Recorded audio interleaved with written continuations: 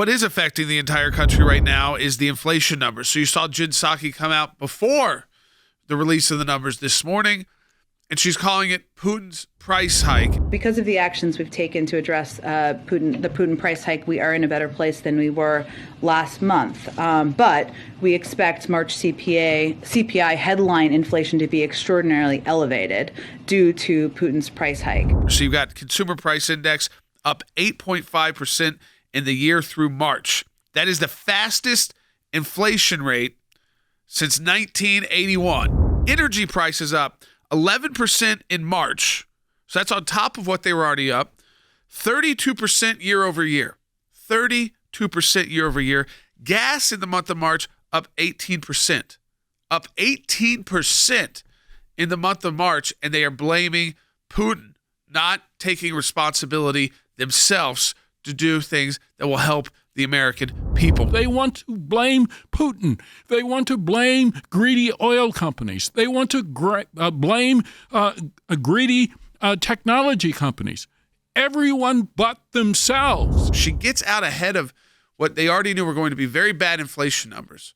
So instead of talking about it today, which I'm sure she'll get questioned about, she got out there yesterday and just started the blame game. There's no question that energy prices continue to be month by month a driver of inflationary data. And we know that since the start of this invasion, because of the reduction of oil in the supply in the global oil market, that from Putin's invasion, that is a big driver. We were energy independent when Biden took office. It's because of his policies and attacking the oil and gas industry. And canceling Keystone Pipeline, the permitting process. I mean, the list goes on and on. But they're hostile. They are hostile to oil and gas. This started well before any invasion of Ukraine. The American people, they want some solutions being offered. What are you going to do to bring down this inflation? Because remember early on, this was just in February. It's not too long ago.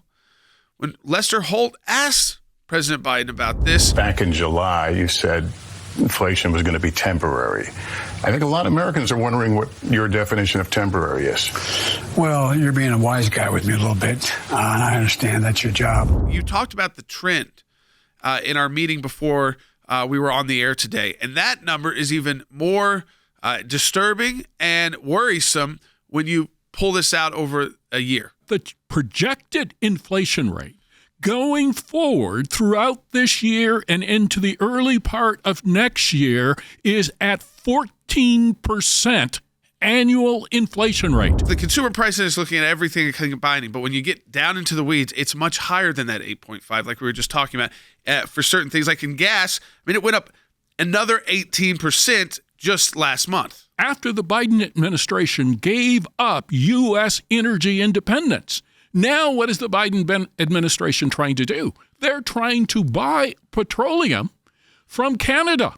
But of course, if you are now buying petroleum from Canada, you have to ship it in rather than use a pipeline, which is both more economically efficient and also more environmentally efficient. When they blame Putin and say, it's his fault, well, everything you're facing right now is Putin's fault, they're not saying they're changing any policies. Understand that. That's a dangerous part of this. They're not saying, well, even because of Putin, we're going to do this to alleviate. We're going to do, take another tax. Maybe we'll really work with those oil and gas companies and let them know we're serious about letting them get back to American energy independence. We realize that our policies on Green New Deal, Democrat-style policies aren't working right now for the American people, and that's our job, is to take care of the American people first and foremost. So we're going to look into that. But no, they're beholden to, they are owned by the left wing of their party, and that's who is controlling now the Democrat Party. So they have no solutions for you. It's just a blame game. You hear it in people's voices. This is real. This is the number one issue for Americans, is they're making how to pay for what they need. Just the basics to conduct life, to feed their family, to get to work so they can get paid to keep doing that. No one's talking about extras right now. They're just talking about what they need to live. The idea that you just blame Putin when the numbers were already going this way is absurd.